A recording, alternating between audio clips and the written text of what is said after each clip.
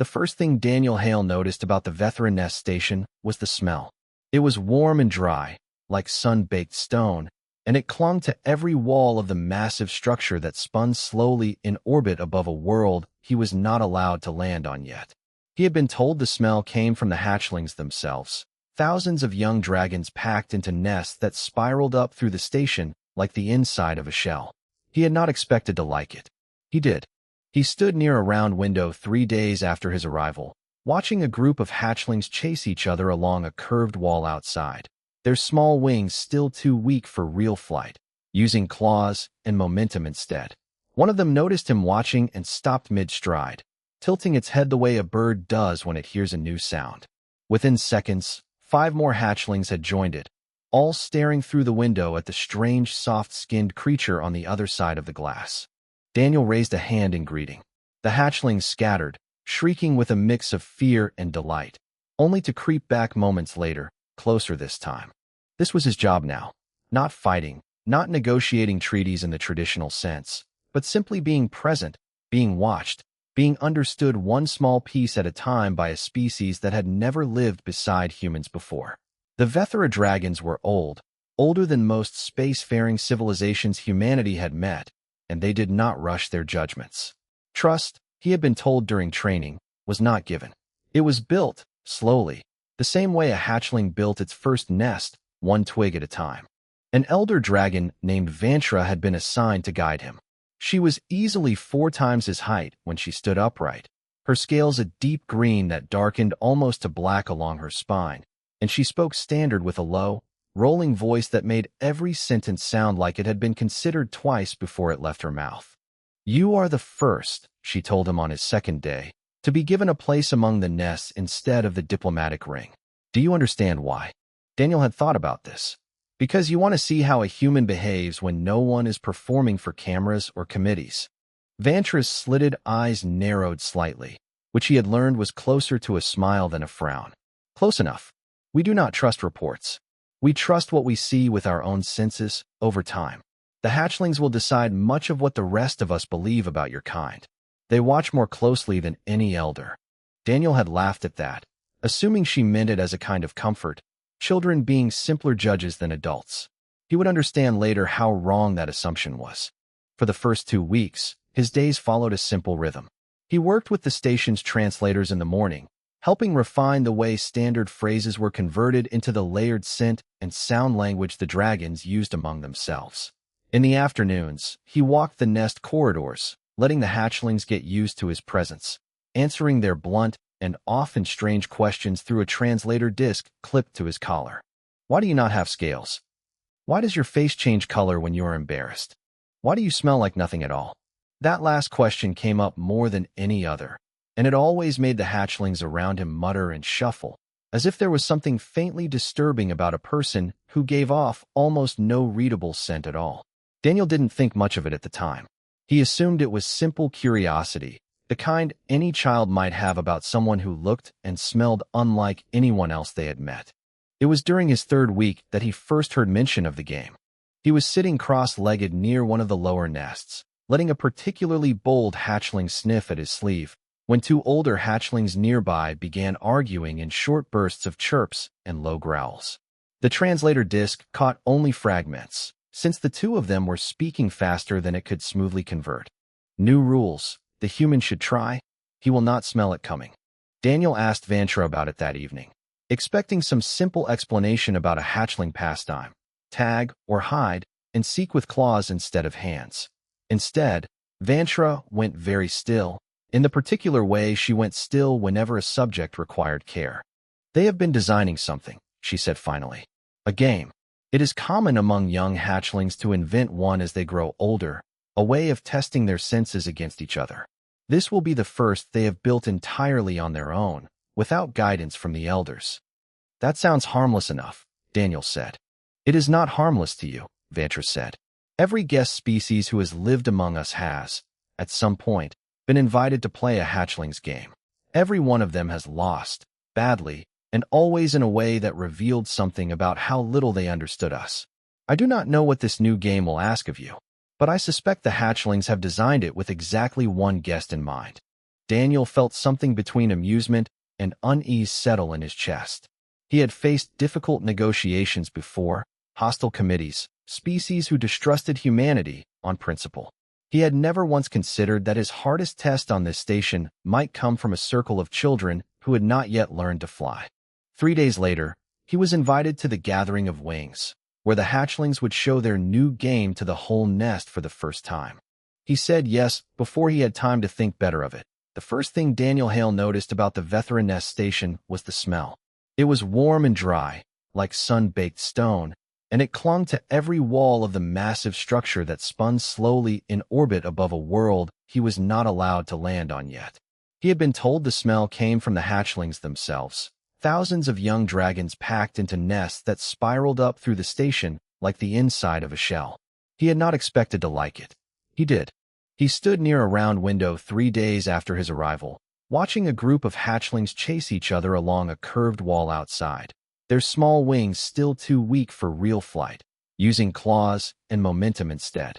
One of them noticed him watching and stopped mid-stride, tilting its head the way a bird does when it hears a new sound. Within seconds, 5 more hatchlings had joined it, all staring through the window at the strange, soft-skinned creature on the other side of the glass. Daniel raised a hand in greeting. The hatchlings scattered, shrieking with a mix of fear and delight, only to creep back moments later, closer this time. This was his job now. Not fighting, not negotiating treaties in the traditional sense, but simply being present, being watched, being understood one small piece at a time by a species that had never lived beside humans before. The Vethera dragons were old, older than most spacefaring civilizations humanity had met, and they did not rush their judgments. Trust, he had been told during training, was not given. It was built, slowly, the same way a hatchling built its first nest, one twig at a time. An elder dragon named Vantra had been assigned to guide him. She was easily 4 times his height when she stood upright, her scales a deep green that darkened almost to black along her spine, and she spoke standard with a low, rolling voice that made every sentence sound like it had been considered twice before it left her mouth. "You are the first," she told him on his second day, "to be given a place among the nests instead of the diplomatic ring. Do you understand why?" Daniel had thought about this. Because you want to see how a human behaves when no one is performing for cameras or committees. Vantra's slitted eyes narrowed slightly, which he had learned was closer to a smile than a frown. Close enough. We do not trust reports. We trust what we see with our own senses over time. The hatchlings will decide much of what the rest of us believe about your kind. They watch more closely than any elder. Daniel had laughed at that, assuming she meant it as a kind of comfort, children being simpler judges than adults. He would understand later how wrong that assumption was. For the first 2 weeks, his days followed a simple rhythm. He worked with the station's translators in the morning, helping refine the way standard phrases were converted into the layered scent and sound language the dragons used among themselves. In the afternoons, he walked the nest corridors, letting the hatchlings get used to his presence, answering their blunt and often strange questions through a translator disc clipped to his collar. Why do you not have scales? Why does your face change color when you are embarrassed? Why do you smell like nothing at all? That last question came up more than any other, and it always made the hatchlings around him mutter and shuffle, as if there was something faintly disturbing about a person who gave off almost no readable scent at all. Daniel didn't think much of it at the time. He assumed it was simple curiosity, the kind any child might have about someone who looked and smelled unlike anyone else they had met. It was during his 3rd week that he first heard mention of the game. He was sitting cross-legged near one of the lower nests, letting a particularly bold hatchling sniff at his sleeve, when 2 older hatchlings nearby began arguing in short bursts of chirps and low growls. The translator disc caught only fragments, since the 2 of them were speaking faster than it could smoothly convert. New rules. The human should try. He will not smell it coming. Daniel asked Vantra about it that evening, expecting some simple explanation about a hatchling pastime. Tag or hide and seek with claws instead of hands. Instead, Vantra went very still, in the particular way she went still whenever a subject required care. "They have been designing something," she said finally. "A game. It is common among young hatchlings to invent one as they grow older, a way of testing their senses against each other. This will be the first they have built entirely on their own, without guidance from the elders. That sounds harmless enough, Daniel said. It is not harmless to you, Vantra said. Every guest species who has lived among us has, at some point, been invited to play a hatchlings game. Every one of them has lost, badly, and always in a way that revealed something about how little they understood us. I do not know what this new game will ask of you, but I suspect the hatchlings have designed it with exactly one guest in mind. Daniel felt something between amusement and unease settle in his chest. He had faced difficult negotiations before, hostile committees, species who distrusted humanity on principle. He had never once considered that his hardest test on this station might come from a circle of children who had not yet learned to fly. 3 days later, he was invited to the Gathering of Wings, where the hatchlings would show their new game to the whole nest for the first time. He said yes before he had time to think better of it. The Gathering of Wings took place in the widest open chamber on the station, a hollow sphere at its very core, where hatchlings could finally stretch their half-grown wings without hitting a wall. Daniel had expected a crowd. He had not expected quite so many eyes to turn toward him the moment he stepped through the entry hatch. Hundreds of hatchlings filled the lower half of the sphere, clustered in loose groups by age, their scales a mix of green, copper, and pale gray, depending on how many seasons they had lived. Above them, along raised ledges carved into the curved walls, sat the elders, watching with the quiet patience of creatures who had seen 1,000 gatherings before this one. Vantra stood near the entrance, close enough to translate anything the disc on his collar might miss. At the center of the chamber, on a flat stone platform, stood a young dragon Daniel had not met before. He was smaller than most of the older hatchlings, but carried himself without a trace of shyness, his copper scales catching the chamber's soft light as he addressed the crowd in a voice that was sharp and clear even before the translator caught up. His name, the disc explained, was Rook. "We built something new," Rook announced, and a ripple of excited chirping ran through the hatchlings around him. "A game with no elder's hand in it. We call it the Hollow Truth." Vantra leaned down slightly toward Daniel. "This is the one," she murmured. "Listen carefully." Rook explained the rules in short, confident bursts. Players would sit together in a circle and take turns speaking 3 statements about themselves, only one of which was true. The other players would not guess using logic or trickery of words. They would sense it, reading the faint changes in scent, warmth, and heartbeat that came with a lie, senses every hatchling had been born with and had spent years learning to sharpen. Daniel listened and slowly understood exactly what kind of trap he was looking at. He had no scent worth reading, not to a dragon's nose. He had no scales to flush with heat the way a young dragon's did when nervous. He had a heartbeat, yes, but he doubted very much that a room full of untrained ears could hear it from more than an arm's length away, let alone use it to catch a lie. The game was not built to be fair. It was built entirely around senses that belonged to dragons and no one else. He almost laughed out loud at the audacity of it. A room of children had built a test specifically shaped to exclude him, and they had done it with the same easy confidence Rook now wore standing on that platform. "You may decline," Vantra said quietly, watching his face. "No guest has ever been forced to play." "I know," Daniel said. "I'm not going to decline." Vantra's eyes narrowed in that almost smile way again, though this time there was something else behind it too, something closer to curiosity than approval. The hatchlings played several rounds among themselves first, a kind of demonstration for the gathered elders and for Daniel. He watched closely, trying to learn the shape of the game before it was his turn to sit in the circle. A hatchling would speak 3 short statements, calm and steady, and within seconds the others around the circle would point at the one they believed was true, shrieking with laughter whether they were right or wrong. The accuracy was startling. Even hatchlings barely old enough to fly caught each other's lies almost every time. When Rook finally turned to face him and gestured toward the empty space in the circle, the whole chamber went quiet in a way that felt heavier than any silence Daniel had experienced since arriving on the station. He walked forward and sat down among the hatchlings, folding his legs beneath him, very aware of how much larger and older he was than every player around him, and how little that seemed to matter here. 3 statements, Rook said, his copper eyes bright with something that was not quite mockery, but was close enough to it. "Only one is true. We will tell you which." Daniel thought for a moment, then spoke. I have flown a ship faster than sound. I have never been afraid of the dark.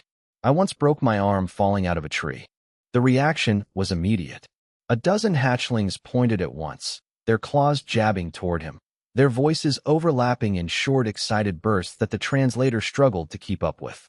The tree, Rook said, grinning in the sharp, toothed way hatchlings grinned when they were pleased with themselves. That one is true. Your body remembered it too well. Your heat rose there and nowhere else. He was right. Daniel kept his expression calm, but inside, something shifted, a small cold understanding settling into place. He had told the truth as plainly as he knew how, and it had made no difference at all. Every lie he tried after that, in round after round, was caught within seconds, sometimes before he had even finished speaking the third statement. The hatchlings did not need to think about it. They simply knew. By the end of the gathering, laughter filled the chamber, warm and unguarded. Hundreds of small dragons delighted at having done exactly what every guest species before them had failed to prevent.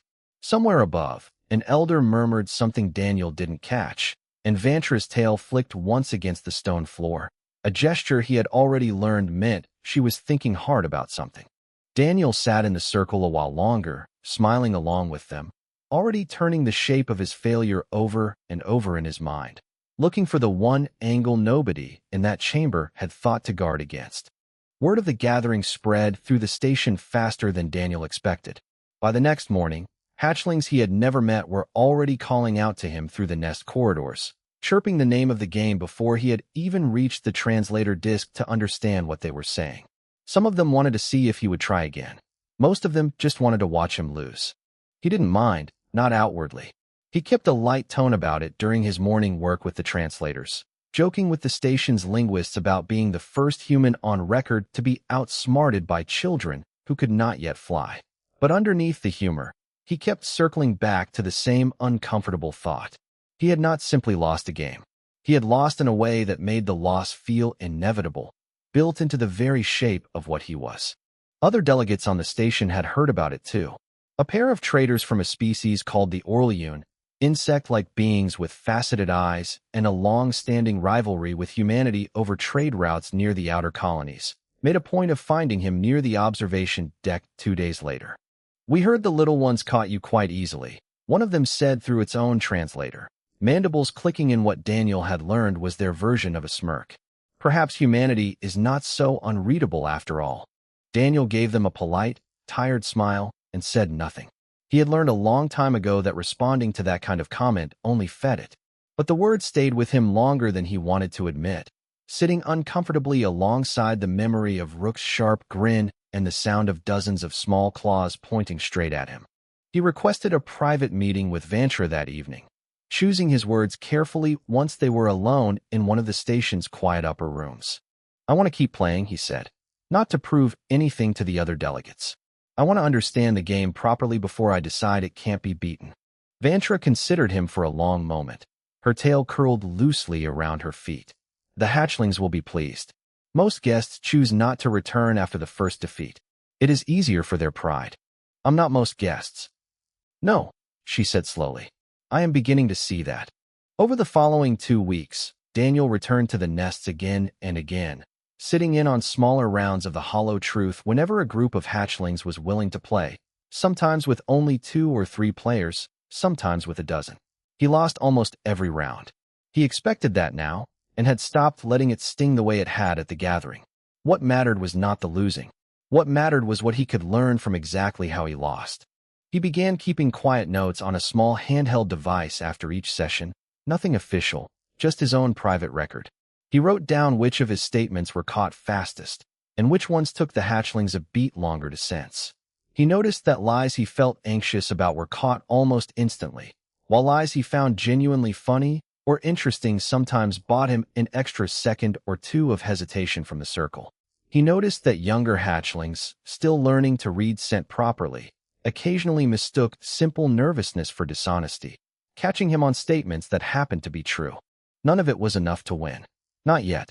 But it was a pattern, and patterns were something Daniel understood far better than draconic biology. Rook became a regular presence during these sessions, watching Daniel with an interest that had shifted, subtly, from simple amusement to something closer to real curiosity. He was, Daniel had learned, considered unusually sharp even among hatchlings his age, quick enough that the other young dragons often deferred to his read of a round without question. "You keep coming back," Rook said one afternoon, after another round had ended in Daniel's defeat, "even though you know you will lose." "I know I'll lose today," Daniel said. "I don't know that yet about every day." Rook tilted his head, considering this with the same sharp attention he gave to reading a lie. "You think you can learn to beat scent and heartbeat with practice?" "No," Daniel admitted. "I don't think I can ever beat your senses directly. You'll always read my body better than I can control it."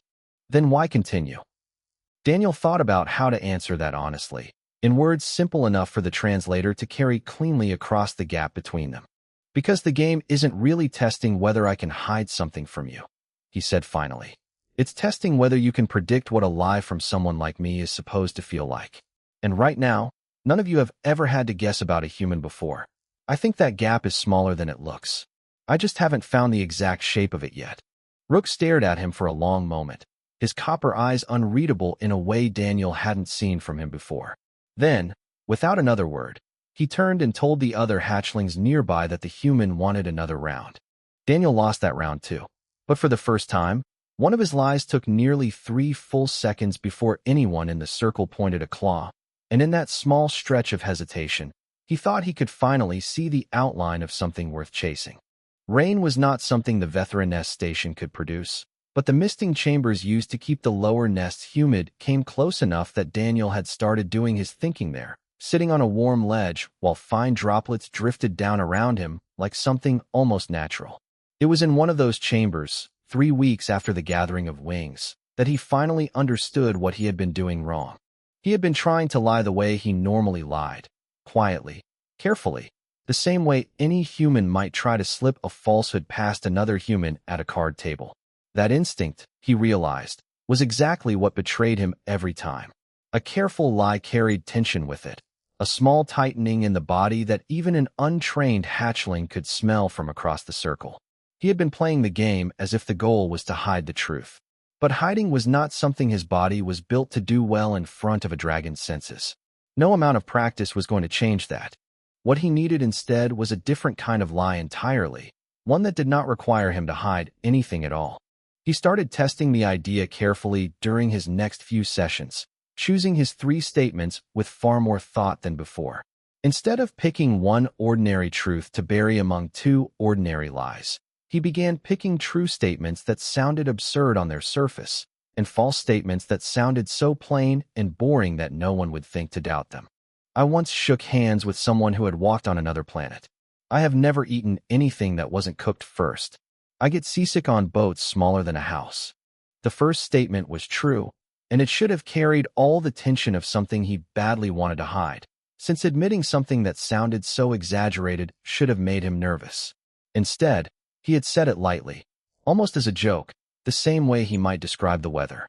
The hatchlings around him hesitated for the first time in his memory, several of them briefly disagreeing with each other over which statement was true, their claws hovering uncertainly before finally settling on a guess. He still lost that round, but the hesitation told him everything he needed to know. He was no longer only fighting his own body's honesty. He was fighting their expectations of what a human's honesty was supposed to feel like, and expectations, unlike scent and heartbeat, could be reshaped. He spent the following days refining the idea further, treating each session less like a contest and more like careful research. He noticed that when he delivered a true statement with total calm, as though it barely mattered to him, younger hatchlings sometimes read his lack of tension as evidence of a lie, since in their experience, a truth that mattered should carry at least some small trace of feeling. He noticed that when he delivered a false statement with warmth and a touch of nostalgia, as though remembering something fondly, some of them mistook the emotional charge for sincerity, even though the words themselves were invented. He began writing down not just which statements worked, but why, building something close to a private map of how draconic senses translated feeling into judgment. It was slow, imperfect work. More often than not, his experiments still failed. But the failures were becoming more interesting than the earlier ones had been. Closer misses instead of instant, total defeats. Rook noticed the change before almost anyone else did. He had taken to sitting in on nearly every session by then. Watching Daniel's choices with the same intensity he gave to studying a difficult scent trail. One evening, after Daniel had drawn 2 full seconds of confused silence from the circle before finally being caught, Rook approached him alone, his usual sharp confidence replaced by something quieter. "You are not trying to hide anymore," Rook said. "You are trying to confuse what hiding looks like." Daniel considered how much to say. He decided honesty, real honesty, was probably his best option with a creature who could smell hesitation anyway. "That's exactly it. I can't outsense you. None of my kind ever will. But I think I can make your senses argue with themselves, at least sometimes. That's not the same as beating the game the way you built it. But it might be enough to matter."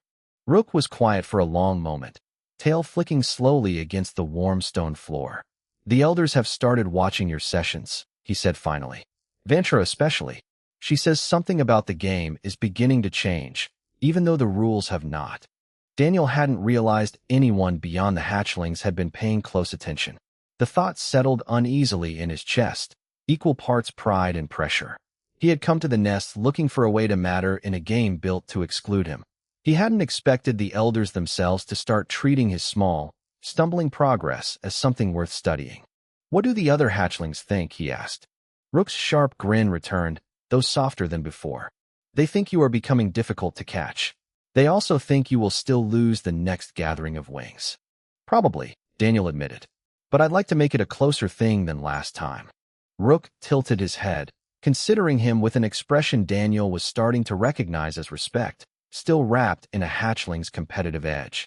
"Then we will make sure it is a close thing worth watching," he said, and for the first time since Daniel had arrived on the station, it did not sound like a threat. News of the second gathering of wings traveled through the station in a way the first one never had. This time, Daniel wasn't simply invited as an afterthought to a hatchling demonstration. Vantra told him plainly, a few days before the event, that every elder on the Veteran-Nest station intended to be present, along with several of the visiting delegates who had heard rumors that the human liaison had somehow begun giving the young dragons trouble in their own game. Daniel felt the weight of that attention more than he wanted to admit.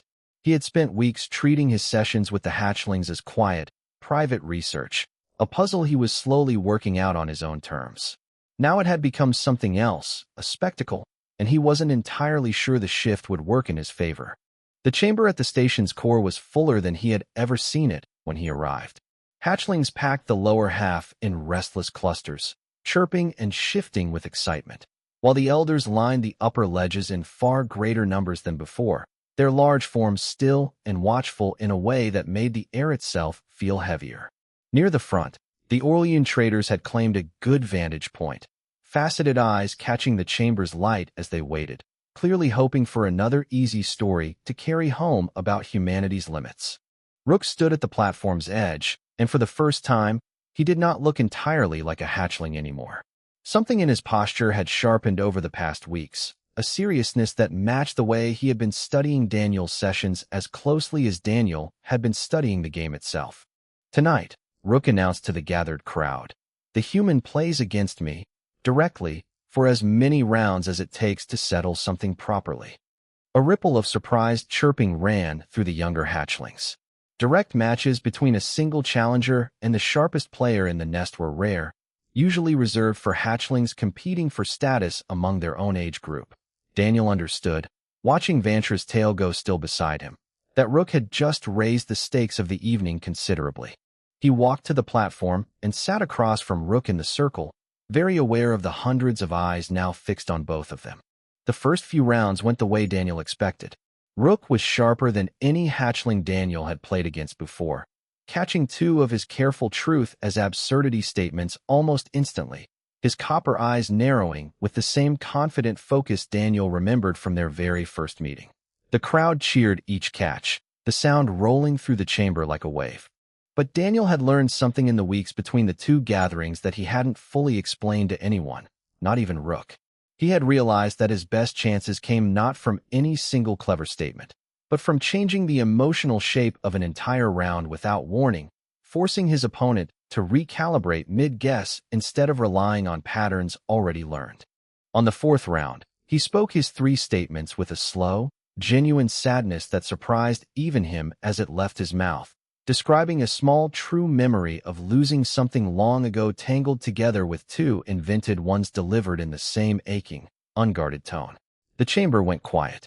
Rook hesitated for the first time all evening, his claws hovering uncertainly over the space between statements, and for nearly 4 full seconds, nothing happened. When he finally guessed, he guessed wrong. The reaction from the crowd was not laughter this time. It was a sharp collective intake of breath, hundreds of small chests rising at once, followed by a low excited murmur spreading up toward the elders on their high ledges. No guest, in living memory, had ever caused Rook to miss. The match continued for nearly 20 more rounds. Daniel did not win most of them. His body still betrayed him more often than not, and Rook adjusted quickly, learning to distrust sudden warmth or sadness in Daniel's voice the same way he had once distrusted calm. But the gap between them, once wide enough to seem almost cruel, had narrowed into something that genuinely felt like a contest. By the final count, Daniel had lost more rounds than he had won or drawn, exactly as the game's design still demanded. But he had drawn Rook into uncertainty 6 separate times, an outcome that, according to the murmurs rippling among the elders, had simply never happened before in the short history of the Hollow Truth. When the match ended, Rook did not look disappointed by the outcome. If anything, his sharp-toothed grin had returned, wider than Daniel had seen it since their very first conversation, though this time it carried none of its old mockery. "You still lost," Rook said, loud enough for the chamber to hear. "I know," Daniel answered. "But you made me doubt myself 6 times," Rook continued, turning to address the crowd as much as Daniel now. "No one has ever done that. Not once, in any gathering before this one." The chamber erupted, not with the sharp laughter of the first gathering, but with something rowdier and warmer, hatchlings chattering excitedly among themselves, several of them already imitating the slow, sad tone Daniel had used, testing the trick out on each other right there in the crowd. Up on the ledges, Vantra remained still, watching Daniel with an expression he could not quite read, though it no longer looked anything like the cautious curiosity she had shown him on his very first day. Something in the nest had changed by the time Daniel returned to his usual afternoon walks through the lower corridors. He noticed it first in small things, the way hatchlings called out to him using the slow, aching tone he had used against Rook, giggling wildly whenever it worked on one of their friends, and the way older hatchlings who had once ignored him now paused to watch him pass, tilting their heads with open curiosity instead of simple mockery. The Hollow Truth itself had already begun to shift. Within days of the second gathering, groups of hatchlings across the station were practicing what they had started calling the human trick, deliberately dressing up true statements in false-sounding warmth or sadness, testing how far they could stretch the game's original boundaries. Some elders found this amusing. A few found it faintly troubling, since a game built to sharpen a hatchling's certainty was now, in small ways, teaching them to doubt their first instincts instead.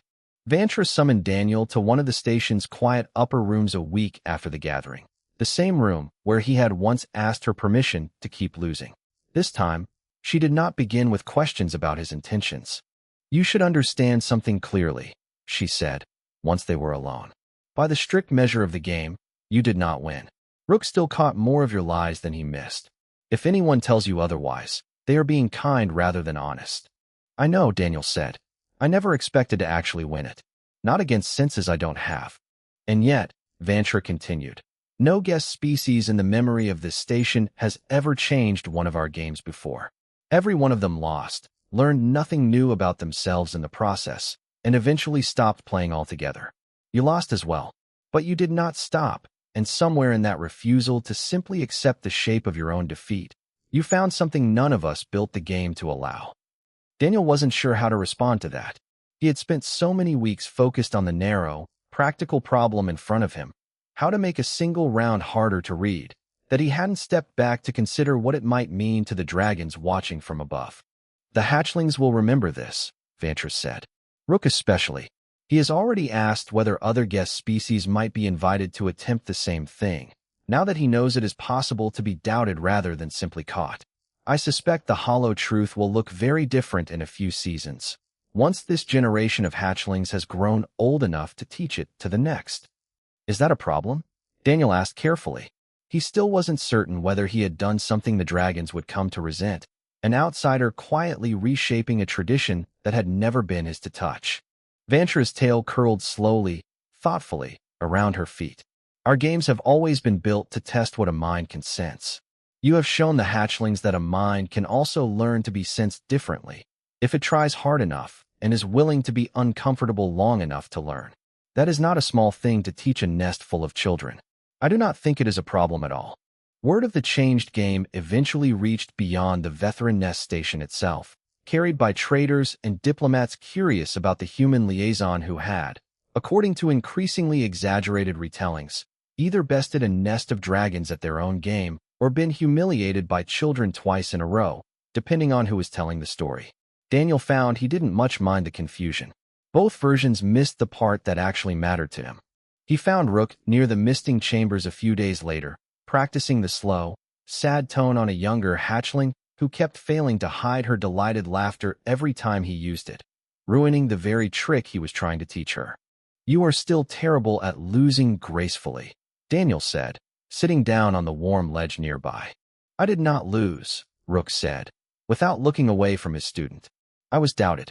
There is a difference, and I intend to make sure everyone remembers it." Daniel laughed, and for a while the two of them sat together in comfortable quiet, watching the younger hatchling attempt the trick again and again, failing each time in new and increasingly enthusiastic ways. He thought, watching her, about everything the game had actually tested in the end. Not whether a human could outsense a dragon, since that had never once been possible and never would be. It had tested something smaller, and he was beginning to think, more useful, whether a person could sit inside a contest built entirely to exclude them, lose again and again without giving up on it, and still find one small, unexpected place where the rules bent just slightly to make room for something new. He had not won the hollow truth. He doubted he ever would, not by its own strict measure. But sitting there in the warm mist beside a hatchling who was already half his friend and half his rival, Daniel decided that some kinds of losing were worth every bit as much as winning, so long as you were the reason the game itself was never played quite the same way again.